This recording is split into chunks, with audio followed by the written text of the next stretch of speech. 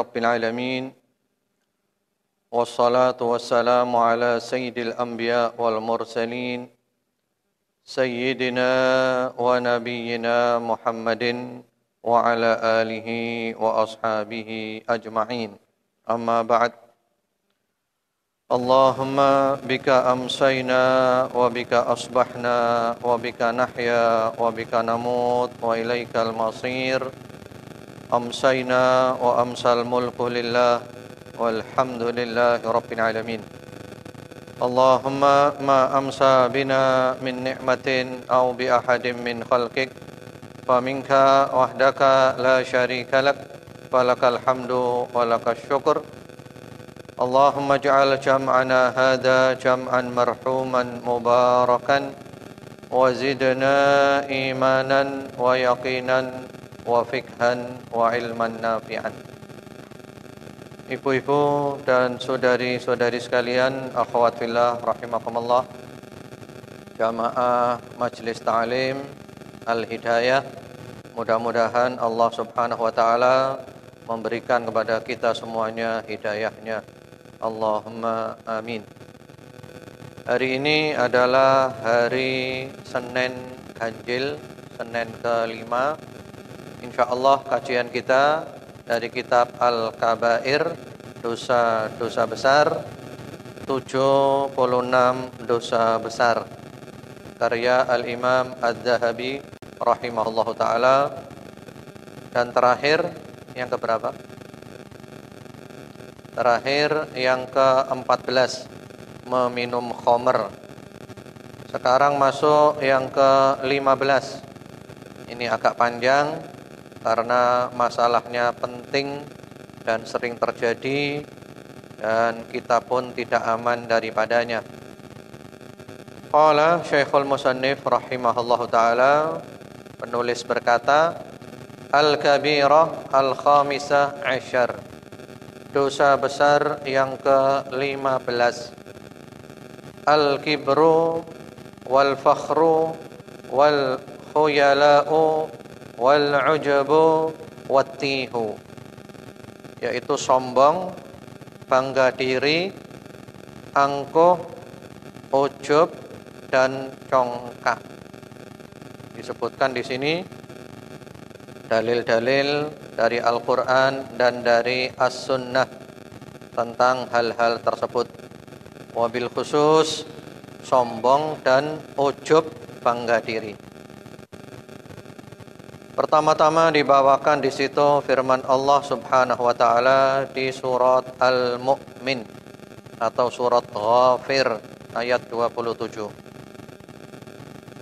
Wa qala Musa inni uttu bi rabbi wa rabbikum min kulli mutakabbirin la yu'minu bi yaumil hisab.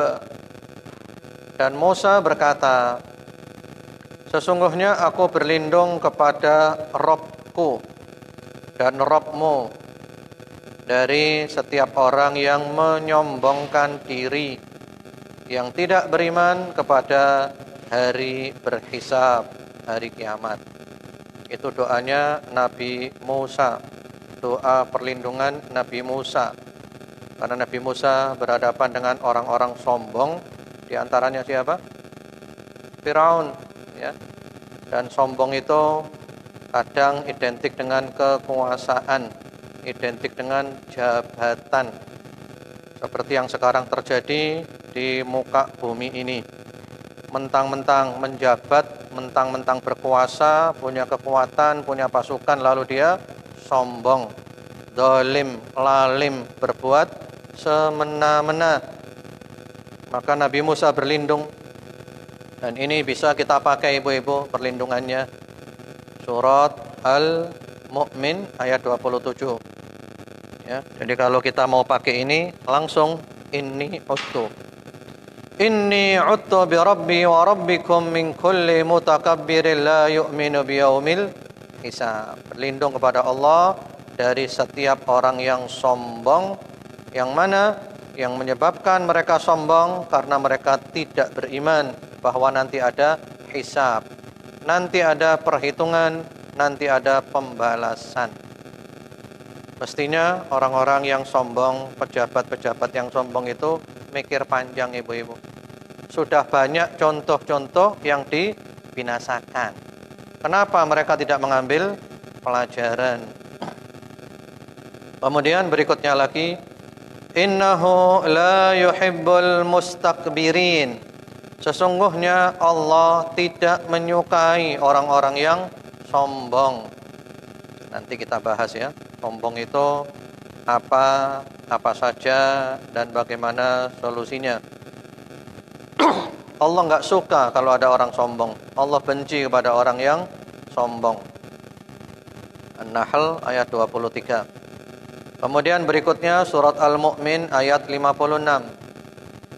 Innal ladzina yujadiluna fi ayatillahi bighairi sultanin atahum in fi sudurihim illa kibrum ma hum bibalighi fasta'id billah. Sesungguhnya orang-orang yang mendebatkan tentang ayat-ayat Allah tanpa alasan yang sampai kepada mereka, tidaklah di dalam dada mereka melainkan hanyalah keinginan akan kebesaran, yaitu sombong, yang mereka sekali-kali tiada akan mencapainya. Maka mintalah perlindungan kepada Allah. Ya, di ayat ini Al-Mu'min ayat 56, di antara bentuk sombong itu adalah menolak kebenaran. Ini datang ayat-ayat Allah, biar jelas, gamblang. Mestinya orang beriman sikapnya apa? Sami'na wa ta'na. Kami dengar, kami taati. Nah, dia nolak. Dia berusaha menolak semaksimal mungkin. Apa kata Allah? Itu di hatinya ada kesombongan. Ya, ada sombong di hatinya. Kemudian berikutnya lagi hadis-hadis Rasulullah sallallahu alaihi wasallam. Beliau bersabda, "Bainama rajulun yatabakhtar fi burdaihi id khasafallahu bihil arda fa huwa yatajaljal fiha ila yaumil qiyamah." Ketika seorang laki-laki berjalan dengan segala kesombongannya, dengan mengenakan kedua mantelnya, tiba-tiba Allah menenggelamkannya ke dalam bumi. Maka dia meronta-ronta di dalam bumi sampai hari kiamat. Ya, dia sombong. Dia sombong, pakai pakaian yang mewah, sombong demikian rupa. Apa yang terjadi? Yang terjadi apa?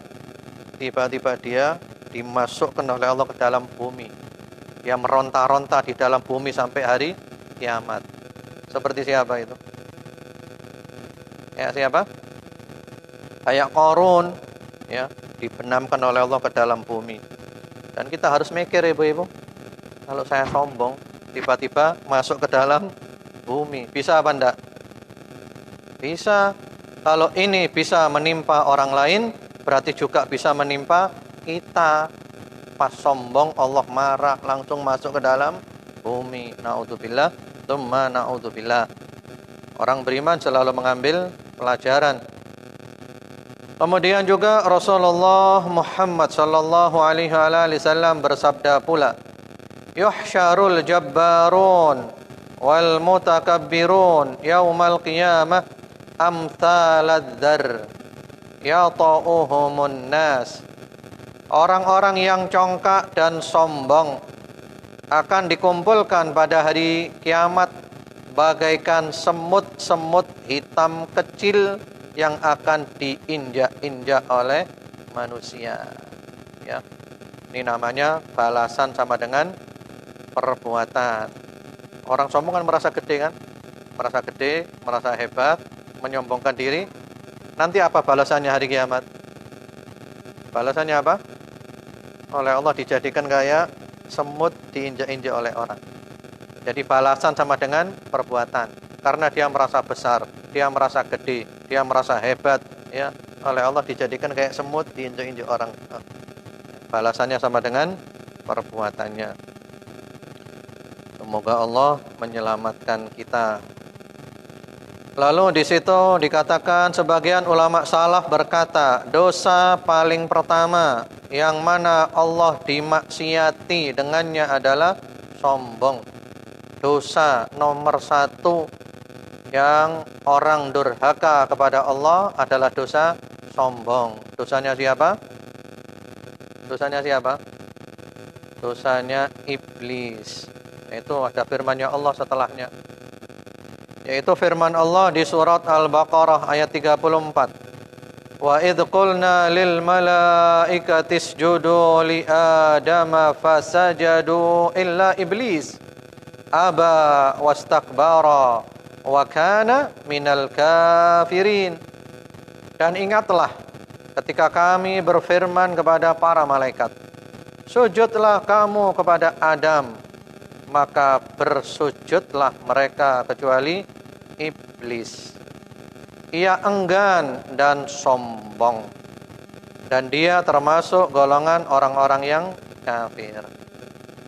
Coba kalau ibu-ibu perhatikan ayat itu, ya. Allah ngomong kepada siapa? Kepada siapa? Malaikat.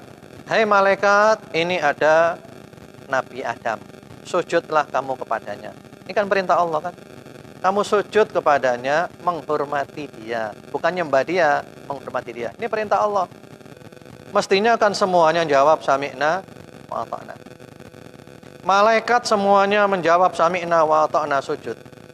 Kecuali siapa? Iblis. Loh, kok tiba-tiba muncul iblis, ibu-ibu? Allah ngomong dengan siapa itu? Allah ngomong dengan malaikat. Kok tiba-tiba kecuali iblis? Apakah iblis malaikat? Para ulama berbeda pendapat, apakah iblis itu malaikat atau bukan. Ya, yang jelas, semula iblis itu mulia bersama-sama para malaikat. Mulia, hebat, top. Iblis itu pinter, ibu-ibu, cerdas iblis itu. Tapi karena dia kemudian sombong, lebih mengedepankan apa? Akal, pakai dalil. Dia bilang apa kepada Allah? Ana khairun minhu. Ya Allah, apa ndak keliru Anda ya Allah? Masa saya sujud kepada Adam? Aku lebih baik dari Adam. Engkau ciptakan aku dari api, sementara dia dari tanah. Akhirnya oleh Allah, dia dikutuk, diusir, dimurkai, dan seterusnya. Jadi dosa yang pertama yang seseorang itu durhaka kepada Allah adalah dosa sombong, yaitu dosanya iblis. Padahal mestinya kalau ada perintah Allah, akalnya tunduk kepada perintahnya Allah. Jangan mengedepankan akal, nalar, logika, dan seterusnya. Maka barang siapa yang menyombongkan diri terhadap kebenaran, sebagaimana yang dilakukan oleh iblis, maka imannya sama sekali tidak berguna baginya. Jadi sombong itu adalah menolak kebenaran, dan kemudian di situ dibawakan firman Allah, sabda Rasulullah sallallahu alaihi wasallam, al-kibru safahul haq wa ghamsun nas. Itu redaksi lain ya, ada beberapa redaksi. Sombong itu adalah bersikap bodoh terhadap kebenaran dan merendahkan manusia. Jadi hadis ini ada ceritanya. Waktu itu Rasulullah Muhammad SAW ditanya oleh sahabat, ya Rasulullah, si fulan itu suka bajunya bagus, suka sandalnya bagus, apakah dia termasuk sombong? Apa kata Nabi? La. Innallaha jamilun yuhibbul jamal. Allah maha indah dan Allah suka keindahan. Tidak apa-apa pakai baju bagus, pakai sandal bagus, rumah bagus, mobil bagus, tidak apa-apa. Sombong itu adalah menolak kebenaran dan meremehkan manusia. Ini kebenaran sudah datang. Ini firman Allah. Ini hadisnya jelas gamblang. Ya. Orang beriman nggak punya pilihan. Pilihannya adalah sami'na wa ata'na. Saya menyerah, saya tunduk, saya patuh. Ini dia menolak, nggak mau. Itu adalah sombong dan meremehkan manusia. Wah, seorang ini aja diremehkan, direndahkan. Nanti kita bahas kita selesaikan dulu di situ dalil-dalilnya, karena panjang kalau nggak kita baca eman. Kemudian Allah Subhanahu wa taala juga berfirman, "Innallaha la yuhibbu kulla mukhtalin fakhur."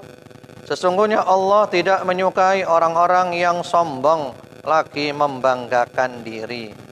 Surat Luqman ayat nomor 18.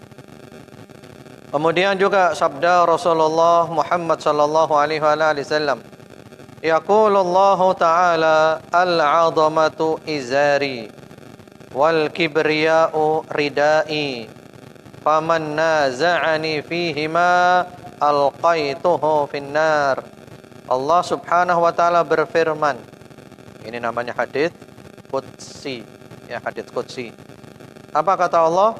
Kesombongan adalah sarungku, keagungan adalah sarungku, dan kesombongan adalah baju kebesaranku. Artinya apa? Yang berhak sombong hanya Allah, karena maha besar. Apa kata Allah? Maka barang siapa yang menyaingiku pada keduanya, dia berusaha mengagungkan dirinya, dia berusaha menyombongkan dirinya, niscaya aku akan melemparkannya ke dalam neraka. Allah kok diajak saingan, ibu-ibu? Saingan sama siapa? Saingan sama Allah? Ya tidak boleh. Allah marah. Kemudian Nabi Muhammad sallallahu alaihi wasallam juga bersabda, "Ikhtasamatil jannatu wan naru ila rabbiha. Faqalatil jannah ay rabb mali yadkhuluni du'afa'un nufus wa saqatuhum. Wa qalatin nar ya rabb uthirtu bil jabbarin wal mutakabbirin." Surga dan neraka bertengkar di hadapan Allah. Itu kalau dikatakan bertengkar kayak kurang pas, ibu-ibu, ya. Karena kan surga dan neraka tukaran itu kan, teman-teman. Yang lebih cocok itu saling adu argumentasi. Jadi saling adu argumentasi. Jadi surga dan neraka itu saling adu argumentasi di hadapan Allah Subhanahu wa ta'ala. Karena kalau kata-kata bertengkar kan konotasinya apa? Negatif kan, ya? Negatif. Surga berkata, "Ya Rabb, apa gerangan denganku dimasuki oleh orang-orang yang lemah dan kelas ekonomi bawah?" Apa kata surga? "Ya Allah, kenapa? Isiku hanya orang-orang lemah, orang-orang melarat." Isinya surga. Kemudian sementara neraka berkata, "Ya Rabb, aku diberi kekhususan berupa orang-orang yang angkuh lagi sombong." Kalau neraka isinya orang-orang yang sombong, yang dolim, yang lalim, yang angkuh. Gimana ini, ibu-ibu? Berarti yang kaya-kaya masuk neraka semuanya gitu maksudnya. Gimana maksudnya? Maksudnya itu bukan berarti orang yang miskin. Maksudnya itu orang-orang yang tawadhu, orang yang rendah hati. Jadi surga itu tempatnya orang-orang yang tawadhu, tempatnya orang-orang yang rendah hati, yang tidak sombong. Cuman di situ diartikan oleh penerjemahnya dengan orang-orang yang lemah dan kelas ekonomi bawah. Seakan-akan orang-orang yang melarat saja. Ya tidak. Orang melarat, orang kaya berhak masuk ke dalam surga. Nah sekarang kalau melarat sombong, ibu-ibu, gimana, ibu-ibu? Wis melarat sombong, tambah elek. Kaya sombong jelek, tapi masih ada yang disombongkan. Ini sudah melarat sombong, ya tambah jelek lagi. Yang disombongkan tidak ada. Karena yang namanya orang melarat, orang miskin itu identik dengan tawadhu, gak sombong. Dia tahu diri, yang disombongkan tidak ada. Jadi maksudnya surga itu tempatnya orang-orang yang tawadhu, yang rendah hati, bukan orang-orang yang sombong. Sementara neraka tempatnya orang-orang yang sombong, angkuh, yang ujub, dan semisalnya. Kemudian berikutnya lagi Allah Subhanahu wa taala berfirman, "Tilka ad-darul akhiratu naj'aluha lilladzina la yuriduna 'uluwan fil ardi wala fasada." Negeri akhirat itu kami jadikan untuk orang-orang yang tidak ingin menyombongkan diri dan berbuat kerusakan di muka bumi. Al-Qasas 83. Jadi calon penghuni surga itu bukan orang yang ingin ketinggian, bukan orang yang sombong, tapi orang yang tawadhu. Penghuni surga itu bukan orang yang membuat kerusakan di muka bumi, tapi orang yang membuat perbaikan di muka bumi. Islah. Kemudian dibawakan lagi firman Allah Subhanahu wa taala, "Wala tusa'ir khaddaka lin-nasi wala tamshi fil ardi maraha. Innallaha la yuhibbu kulla mukhtalin fakhur." Dan janganlah kamu memalingkan mukamu dari manusia karena sombong. Ya, memalingkan muka. Maksudnya apa? Sombong. Ketemu orang, nah, buang muka itu kan. Dan niatnya adalah niat sombong. Dan janganlah kamu berjalan di muka bumi dengan angkuh. Ya, jalannya kayak jalannya orang yang sombong. Kan ada kan cara jalannya orang yang sombong, bukan jalannya orang yang tawadhu. Kemudian, sesungguhnya Allah tidak menyukai orang-orang yang sombong lagi membanggakan diri. Surat Luqman ayat nomor 18. Kemudian di situ ada ucapan dari salah seorang salafus saleh, Salamah bin Al-Aqwa.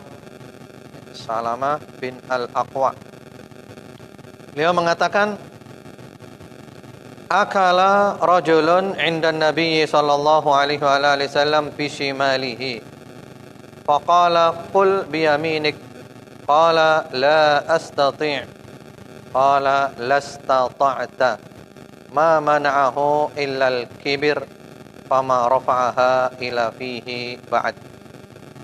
Seorang laki-laki makan di sisi Nabi Muhammad SAW dengan tangan kirinya.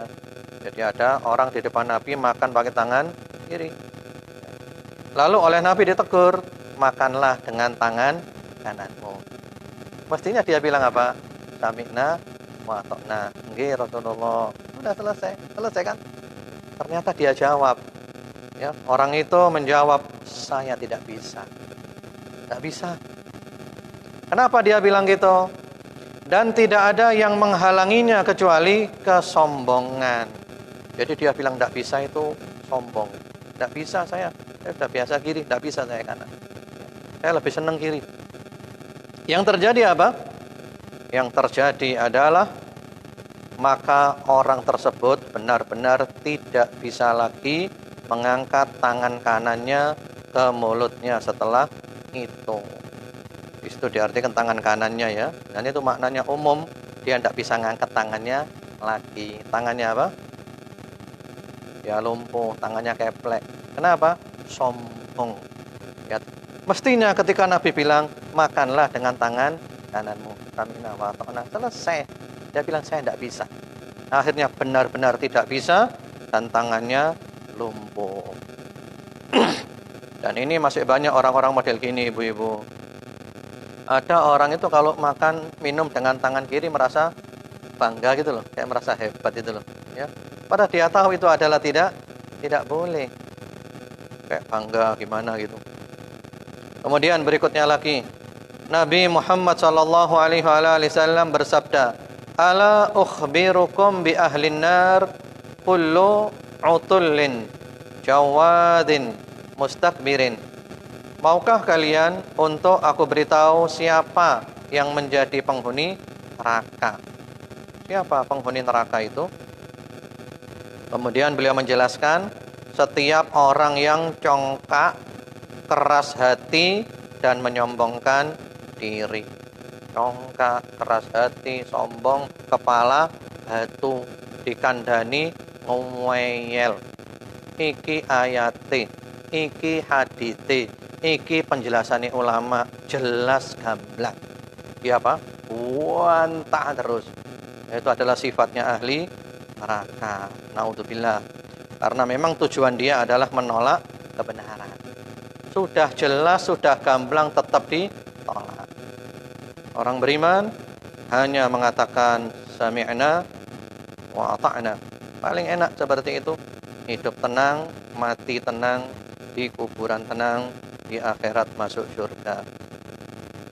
Kemudian berikutnya lagi Umar bin Yunus al-Yamami rahimahullahu taala berkata, bapakku memberitakan kepada kami, Ikrimah bin Khalid memberitakan kepada kami bahwasanya dia pernah bertemu dengan sahabat Abdullah ibnu Umar.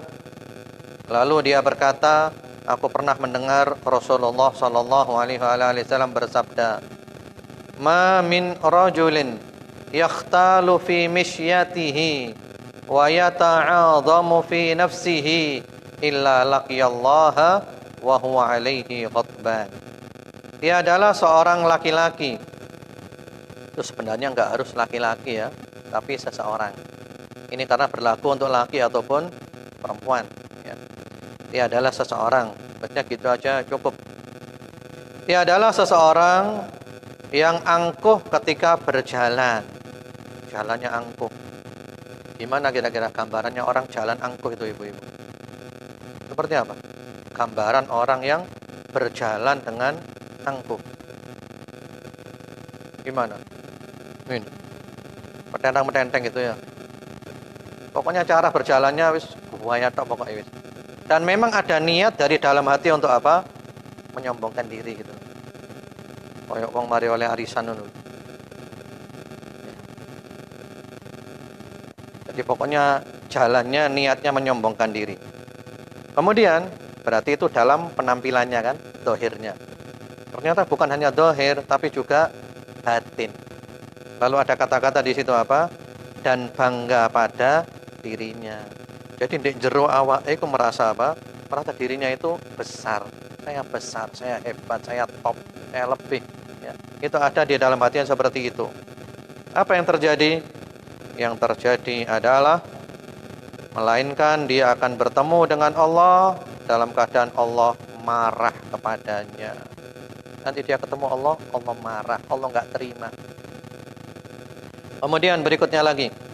Dan telah sahih dari hadis Abu Hurairah radhiyallahu taala anhu, awwalu thalathatin yadkhuluna an-nara amirun mutasallit wa ghaniyun la yu'addi az-zakah wa faqirun fakhur. 3 golongan yang pertama-tama akan masuk neraka. Masuk neraka nomor 1, gelombang pertama. Ya, kloter pertama. Siapa dia? Penguasa yang bengis lagi dolim. Jadi penguasa itu kalau nggak beriman identik apa? Dolim, bengis, semena-mena, hukum ya tajam ke bawah, tumpul ke atas. Jadi hukum seenaknya sendiri, hukum suka-suka namanya. Kemudian orang kaya yang tidak membayar zakat. Lalu yang ketiga, orang miskin yang sombong. Mengenai orang miskin yang sombong, insya Allah sudah pernah kita bahas. Orang miskin yang sombong itu ancamannya 4 ibu-ibu. Nanti hari kiamat tidak diajak bicara oleh Allah. Allah tidak melihat dia. Dan Allah tidak membersihkannya. Dan untuknya azab yang pedih. Jadi oleh Allah dicuekin, nggak dilihat, nggak diajak bicara, nggak dibersihkan, tetap dengan dosa-dosanya. Itu diantaranya adalah orang miskin yang sombong. Sudah miskin, dia sombong. Berarti memang wataknya itu jelek. Yang disombongkan nggak ada. Lalu ada keterangan di situ dari Al-Hafidh Az-Zahabi. Saya baca ya keterangannya. Dan orang sombong yang paling buruk adalah orang yang menyombongkan diri kepada hamba-hamba Allah dengan ilmunya. Menyombongkan apa? Ilmunya. Dikai ilmu, pinter, sombong. Dan membanggakan diri dengan segala karunia yang dimilikinya. Ya, sombong karena kekayaannya, kecantikannya, dan seterusnya. Nikmat-nikmat Allah. Orang yang seperti ini, ilmunya tidak akan memberikan manfaat kepadanya. Karena sesungguhnya orang yang menuntut ilmu untuk tujuan akhirat, ilmunya akan menyebabkannya merendah diri, hatinya akan khusyuk dan jiwanya akan tenang. Kalau orang cari ilmu ikhlas karena Allah, semakin tambah ilmunya semakin apa? Menunduk, menunduk, menunduk. Nah ini enggak. Tambah ngaji, tambah ngelunjak. Tambah ngaji, tambah ngelunjak, tambah sombong. Itu ilmunya tidak ada manfaatnya. Lebih dari itu, ilmu itu menjadi pengamat bagi dirinya sendiri, sehingga dia tidak akan pernah bosan untuk mencari akhirat. Maksudnya ilmu menjadi pemotivasi, tambah fokus ke akhirat. Bahkan dia akan terus mengevaluasinya setiap waktu dan mengontrolnya, muhasabah. Lalu apabila dia lalai darinya, maka dirinya akan berpaling dari jalan yang lurus dan kelalaian itu akan menjerumuskannya. Jadi orang berilmu harus selalu hati-hati. Jangan sampai ilmunya malah menjerumuskannya. Sedangkan orang yang mencari ilmu hanya untuk berbangga-banggaan demi mendapatkan kedudukan, meremehkan orang lain, membodohi orang lain, dan merendahkan orang lain, maka ini adalah termasuk kesombongan yang paling besar. Yang mana Rasulullah SAW bersabda, tidak akan masuk surga orang yang di dalam hatinya terdapat sebiji sawi kesombongan. Baik, kita bahas dulu tentang sombong ini, ibu-ibu. Ada sombong, ada ujub. Bedanya apa, ibu-ibu? Ada yang tahu bedanya apa? Kibir, sombong, dan ujub, bangga diri. Bedanya apa? Monggo, kalau ada yang tahu, saya tunggu.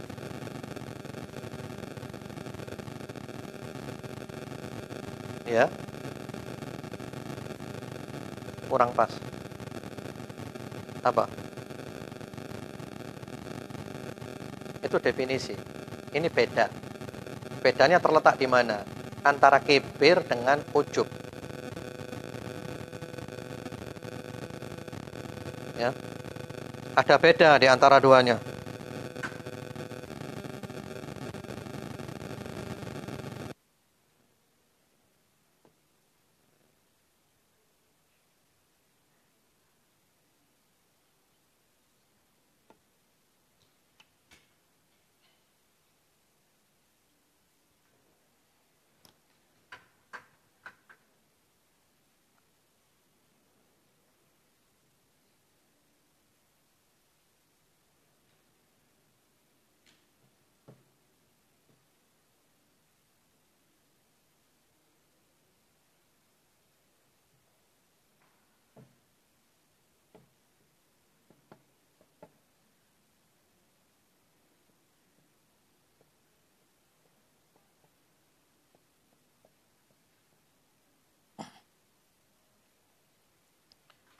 Ya.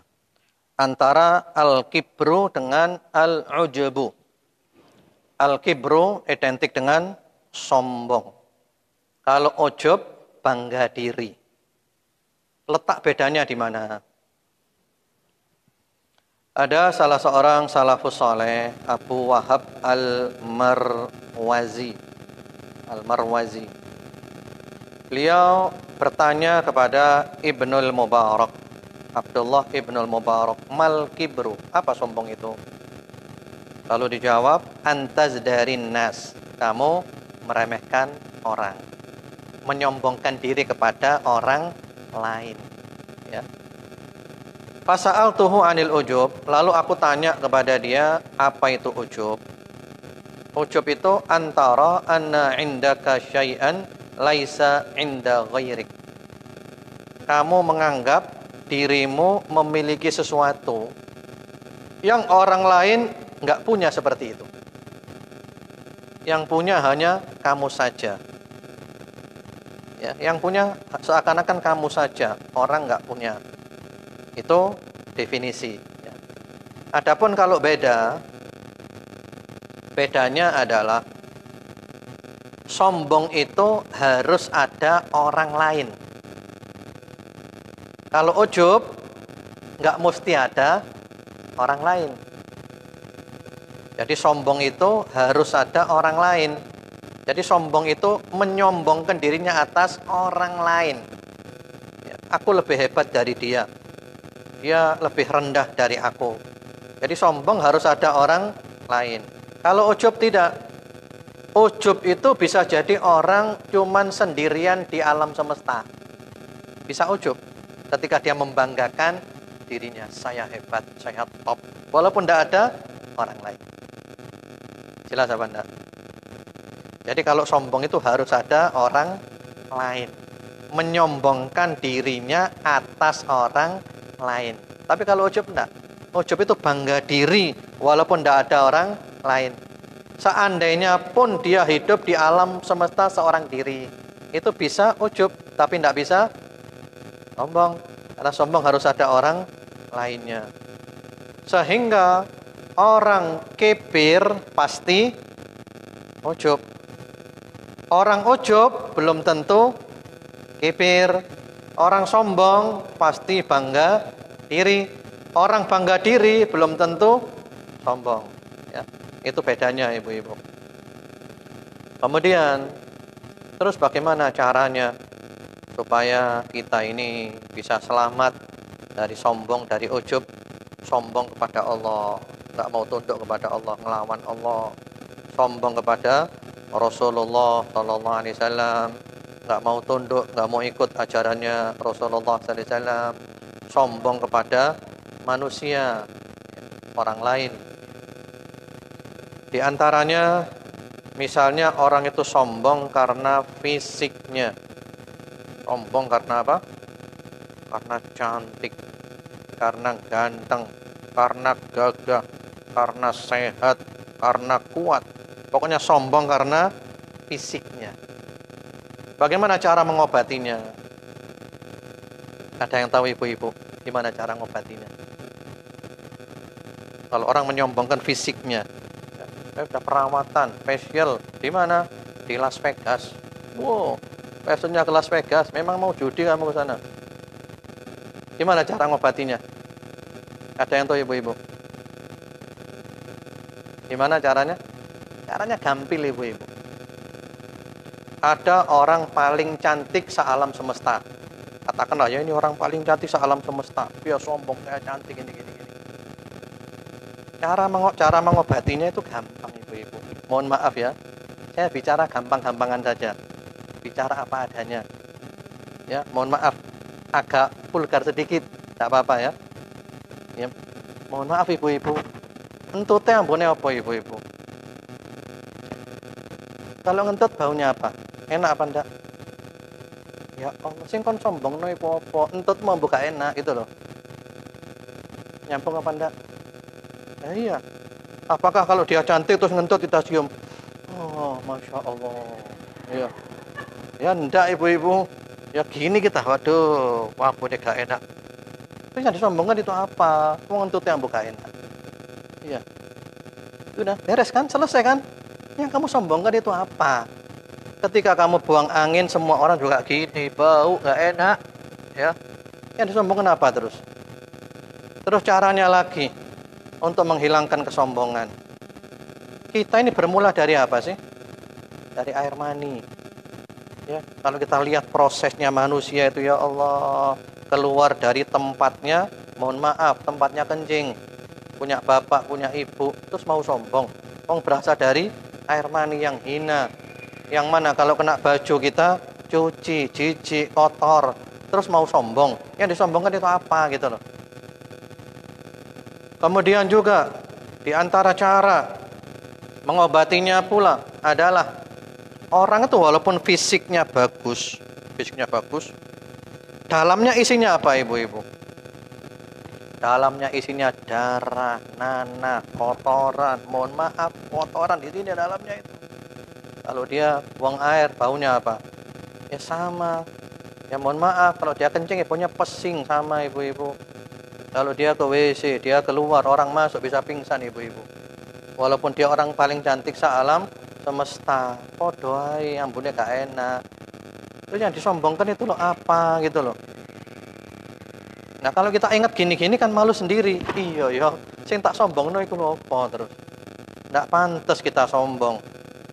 Apalagi kalau mati. Kalau mati yang terjadi apa ibu-ibu? Ya, kalau mati jadi bangkai. Ketika dia mati, orang-orang di rumah ingin cepat-cepat ngubur dia. Nanti kalau dibiarkan sehari 2 hari akan jadi bau nggak enak. Kemudian akan hancur tubuhnya menjadi tulang belulang, akhirnya menjadi tanah. Ya. Yang disombongkan itu apa terus?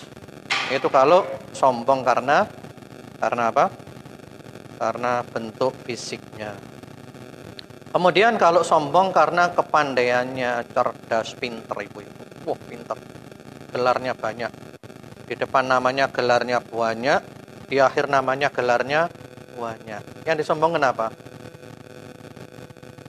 Ini ada kisah nyata ibu-ibu. Ya, ada kisah nyata. Satu orang yang luar biasa, pinternya bukan main, bahkan dia pernah membuat heboh dengan penelitiannya. Itu gelarnya di depan namanya banyak, di akhir namanya banyak. Mungkin ibu tahu orangnya, tapi saya tidak nyebut namanya. Kalau ibu seusia saya, pasti ibu tahu orang itu. Pernah buat heboh zaman dulu, ketika zaman Orde Baru dulu. Kalau anak-anak baru mungkin tidak tahu. Terkenal namanya. Orang itu top, profesor doktor, guru besar, dan seterusnya. Subhanallah, ketika umur 60-70 tahun ibu-ibu. Ya, ketika umur 60-70 tahun, memorinya oleh Allah diambil. Orang yang pinter seperti itu, yang heboh, yang dahsyat seperti itu, subhanallah, pikun ibu-ibu. Jangankan dengan ilmunya, dengan istrinya pun dia lupa. Sehingga dia kalau keluar rumah tidak bisa pulang ibu-ibu, lali, omai sebelah ndi. Terus yang mau kita sombongkan itu apa dengan ilmu kita? Kalau memori kita oleh Allah digoyang dikit aja, entek iki ilmu nih ibu-ibu. Ya, jangan sombong karena ilmu. Kita ini bodoh ibu-ibu. Dan ilmu yang ada pada kita ini pun adalah titipan dari Allah. Jangan pernah sombong karena ilmu. Nabi Musa aja ketika ditanya oleh Bani Israel, siapa orang paling pintar? Nabi Musa bilang saya. Betul, beliau paling pintar. Tapi oleh Allah ditegur. Wahai Musa, ada orang yang punya ilmu. Kamu nggak punya ilmu seperti dia. Carilah dia. Lalu ketemu dengan Nabi Khidir. Diabadikan oleh Allah di surat Al-Kahfi. Nabi Musa angkat tangan. Saya nyerah saya. Ilmunya enggak nyambung. Saya kalah saya. Jadi jangan sombong karena ilmu. Justru orang berilmu semakin banyak ilmunya semakin menunduk kayak padi. Kemudian biasanya sombong karena apa lagi? Karena apa? Karena apa? Apa? Kekayaan. Ya, karena kekayaan. Ya. Orang yang hari ini kaya, ke depan bisa apa? Bisa tambah kaya. Bisa juga jatuh miskin. Allah bisa membalik sekejap ibu-ibu. Berapa banyak orang yang kaya, dia sombongkan kekayaannya, dalam sekejap oleh Allah dimusnahkan, jatuh miskin, melarat, dihinakan. Ada kisah nyata ibu-ibu. Dan ini bisa kita ambil pelajaran dari kisah nyata ini. Waktu itu ada satu orang kaya raya ibu-ibu. Di mana orang ini ada, maka orang-orang datang kepada dia seperti ada gula, ada semut. Zaman dulu ketika naik pesawat masih mewah, dia turun pesawatnya di Juanda. Orang-orang jemput dia. Jemput ke restoran, makan. Ya. Subhanallah, dia mungkin salah dalam berbisnis, jatuh miskin. Salah dalam berbisnis, jatuh miskin ibu-ibu. hartanya habis bersih, rumahnya ngontrak di gang kecil kebanjiran lagi. Dan ketika dia seperti itu kondisinya, satu pun temannya tidak ada yang muncul. Jadi jangan bangga dengan teman-teman itu, ibu-ibu. Orang-orang itu banyak yang dekat dengan kita karena kita lagi apa? Lagi naik daun. Jadi karena ada daun, ibu naik di atasnya. Jadi orang-orang ngumpul semua, orang naik daun. Tapi ketika orang itu jatuh, itulah baru kelihatan siapa teman kita. Jadi kalau kita lagi seneng, lagi naik daun, saya lagi terkenal gini, ada biasa ya kabeh ngono padha ae. Yang jadi masalah ketika orang itu jatuh, dicampakkan, dihinakan. Itulah kelihatan siapa teman kita, siapa sahabat kita. Ya, sahabat Ali bin Abi Thalib radhiyallahu taala mengatakan, "Ma aktsarul asdiqa'a hina a'udduhum, walakinnahum finna ibati qalilu." Alangkah banyak temanku ketika aku hitung. Temannya ibu-ibu berapa jumlahnya? Kalau dihitung. Ya, di sini kan ada apa namanya? Daftar nama itu kan. Ada berapa di HP-nya ibu nama? Terus kemudian juga di Facebook yang berteman dengan ibu berapa? Ribuan, jutaan. Tapi ketika ada bencana, ketika ada musibah, ketika orang itu kena masalah, disitulah silakan dihitung berapa teman. Yang tetap setia dengan kita siapa, yang meninggalkan kita siapa, itulah kelihatan teman yang asli. Jadi jangan bangga dengan kekayaan. Apalagi sekarang ini dengan adanya COVID-19, orang-orang kemarin kaya banyak yang tumbang. Banyak yang tumbang, ibu-ibu. Ya, ekonomi terdampak, hancur-hancuran. Ada orang dulu sebelum COVID rajin beli rumah. Sekarang rajin juali rumahnya. Kenapa? Terdampak. Pemasukan tidak ada, pengeluaran jalan terus. Ada orang punya perusahaan, pegawainya ribuan, di PHK semuanya.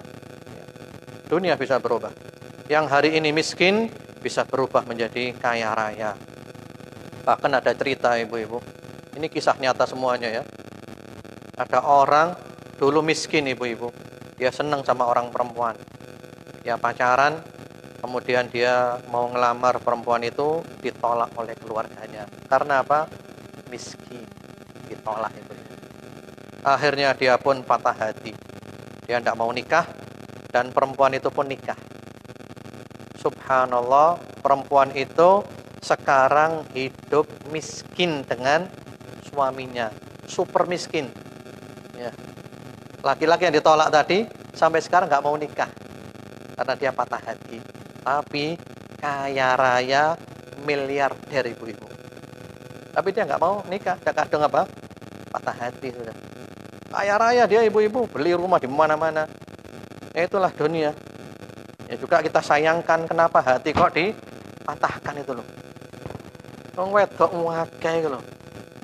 Hilang satu tombol 1000. Kok repot.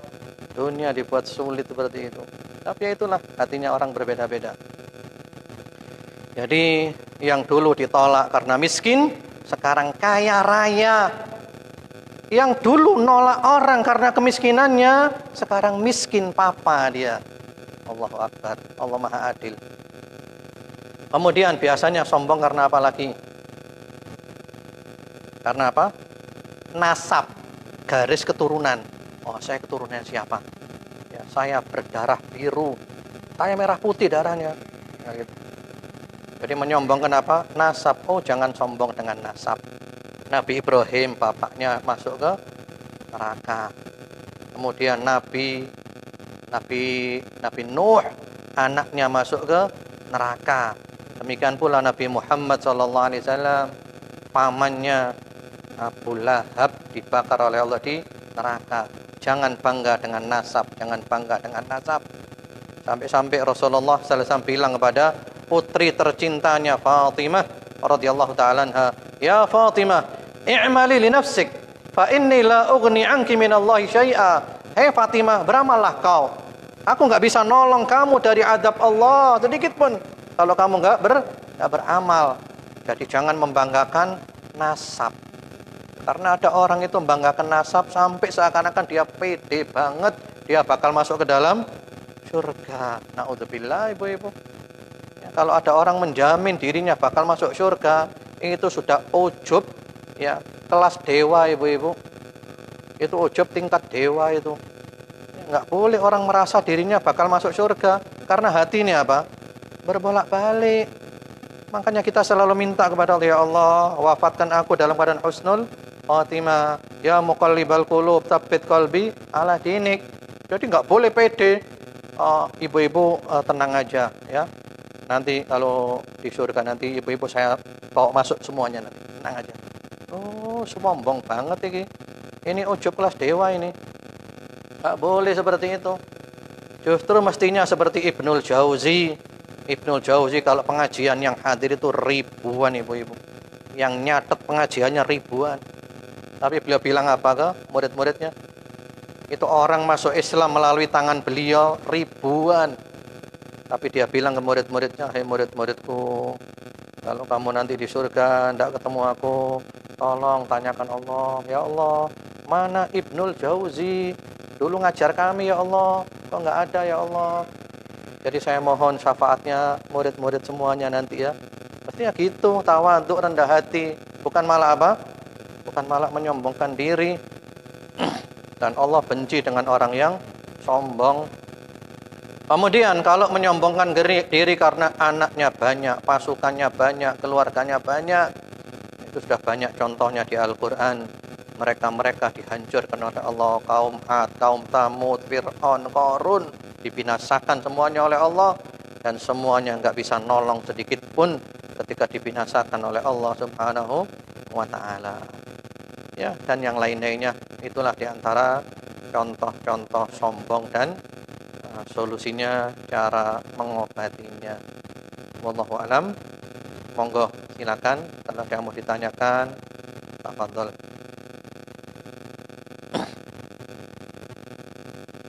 Atau juga dulu pernah saya terangkan kepada ibu-ibu, di antara cara mengobati sombong atau ujub itu terhadap orang lain, ada 7 resepnya. Masih ingat ibu-ibu? Ada 7 resepnya. Itu resep yang bagus itu ibu-ibu. Dan itu bisa kita praktekkan dalam kehidupan sehari-hari. Sehingga kita tidak pernah merasa lebih baik dari orang lain. Gimana caranya? Nomor 1, kalau kita ketemu dengan anak-anak, ya, semua anak-anak kita bilang apa? Ini lebih mulia dari saya. Kenapa? Tidak punya dosa, masih suci ini anak ini. Kalau kita ketemu dengan anak muda, dia sudah balik, tapi dia masih muda, lebih muda dari kita. Kita bilang apa? Dia lebih mulia dari saya karena dosanya lebih sedikit dari saya. Dosanya lebih banyak dari dia. Yang ketiga, kalau kita ketemu orang yang usianya lebih tua dari kita bilang apa? Dia lebih mulia dari saya karena dia amalnya lebih banyak dari saya. Kemudian yang keempat, kalau kita ketemu orang yang bodoh, orang yang jahil, kita katakan dalam diri kita, dia lebih mulia dari saya karena dia berbuat dosa karena kejahilannya, karena kebodohannya. Sementara saya berbuat dosa dalam keadaan punya ilmu, dalam keadaan saya ngerti, ya saya jelek sekali. Kemudian yang kelima, kalau kita ketemu dengan orang alim, orang berilmu, kita katakan dalam diri kita, dia lebih mulia dari saya karena di dadanya penuh dengan ilmunya, saya kalah dengan dia. Kemudian yang keenam, kalau kita ketemu dengan orang jahat, ahli maksiat, jangan merasa lebih mulia dari dia. Kenapa? Hari ini dia jahat, ahli maksiat, tapi dia bisa berubah jadi orang baik. Sementara saya yang merasa orang baik, naudzubillah, bisa berubah jadi orang jahat. Masih belum finish ibu-ibu. Sebelum finish kita belum tahu akhir umur seperti apa, wallahu alam. Sehingga kita selalu doa kepada Allah, ya muqallibal qulub, tsabbit qalbi ala dinik. Yang ketujuh, kalau kita ketemu dengan orang kafir, kita katakan, ya, boleh jadi dia mendapatkan hidayah, dia masuk Islam dan dia mati dalam keadaan Islam. Dengan demikian kita tidak pernah merasa diri kita lebih baik dari orang lain. Harus itu ibu-ibu, itu harus kita tanamkan dalam diri kita. Jangan pernah merasa lebih baik dari orang lain. Jangan pernah merasa. Allah itu paling benci kalau orang itu ujub. Sehingga di antara hikmah Allah menjadikan kita berbuat dosa. Hikmahnya apa ibu-ibu? Kenapa kok Allah menjadikan kita berbuat dosa? Itu ada hadisnya. Laulam takunu tudnibun la khiftu alaikum ma huwa akbar min dalik al-ujbul ujbu. Kalau sekiranya kamu tidak punya dosa, kamu suci semuanya, maka aku khawatir atas kamu sesuatu yang lebih buruk lagi. Apa itu? Ujub. Ketika orang nggak ada dosa, dia merasa dirinya suci, dia bangga diri, itu lebih jelek daripada dosa. Tapi ketika orang berbuat dosa, maka dia merasa, ya Allah, saya sama dengan orang lain. Podo dosoi. Ya, subhanallah. Al-Imam Syafi'i rahimahullah ta'ala, imam besar yang sangat terkenal, saking tawaduknya, bilang apa Imam Syafi'i ibu-ibu? Uhibbus salihina walastu minhum la'alli an anala bihim syafa'ah wa akrahu man tijaratuhul ma'asi walau kunna sawa'an fil bida'ah.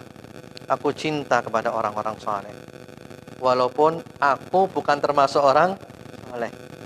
Mudah-mudahan aku dapat syafaatnya orang saleh. Aku benci orang-orang yang ahli maksiat walaupun aku sama dengan mereka, sama-sama terjerumus dalam kemaksiatan. Itu namanya apa? Tawadhu, bukan sombong, bukan ujub.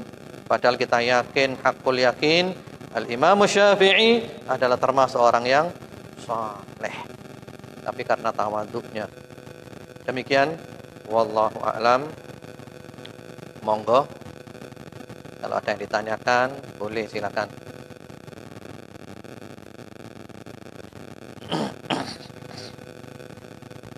Silakan, kalau ada 1-2 pertanyaan boleh, enggak apa-apa, silakan.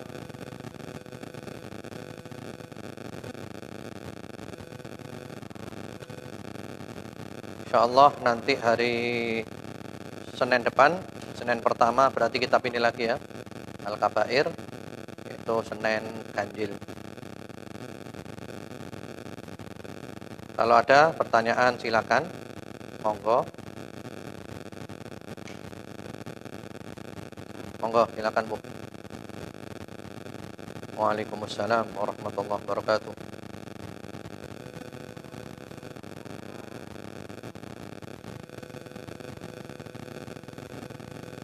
Ya.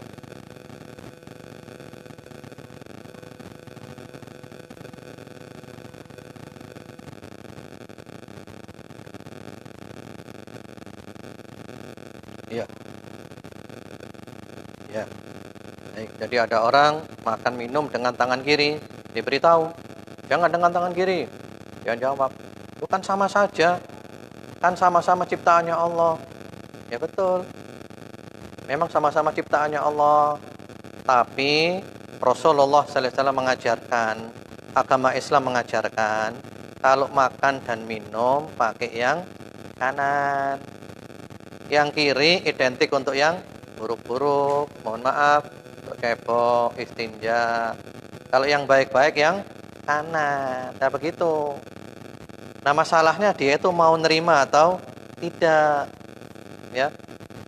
Sehingga iblis tadi itu oleh Allah dibakar di neraka, diusir dari surga. Karena apa?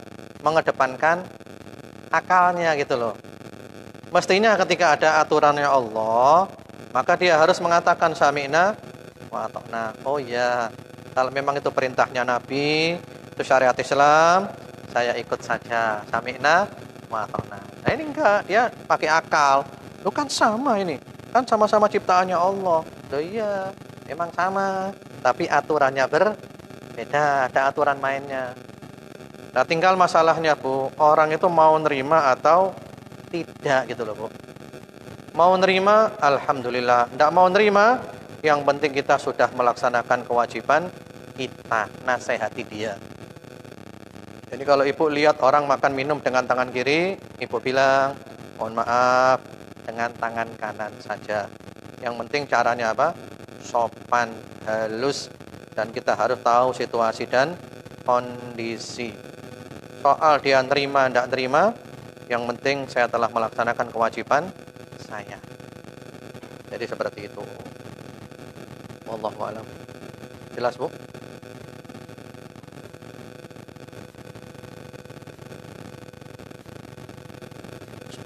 Jadi sombong itu bukan di atas ujub, bukan di atas ujub maksudnya. Kalau sombong itu pasti ujub. Kalau ujub belum tentu sombong. Ya, terus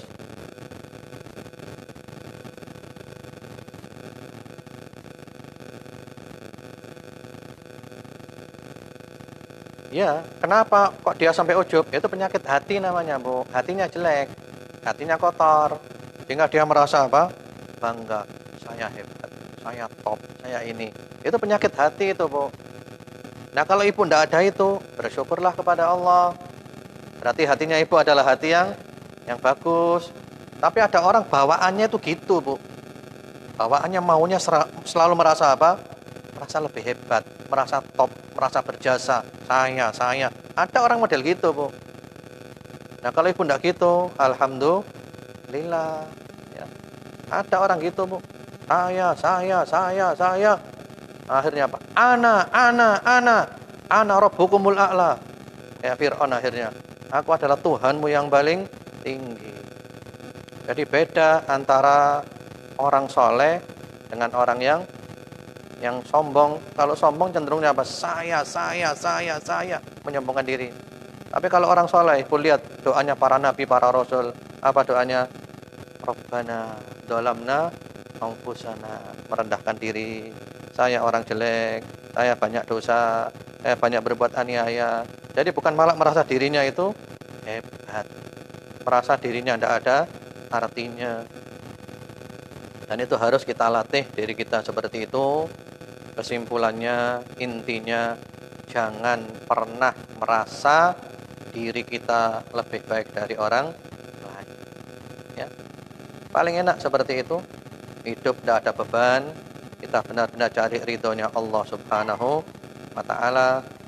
Tidak harus orang itu melayani saya dan seterusnya. Kita biasa. Baik, itu dulu aja. Mudah-mudahan bermanfaat. Semoga Allah berikan kepada kita semuanya sehat walafiat, istiqamah sampai mati, husnul khatimah. Allahumma amin.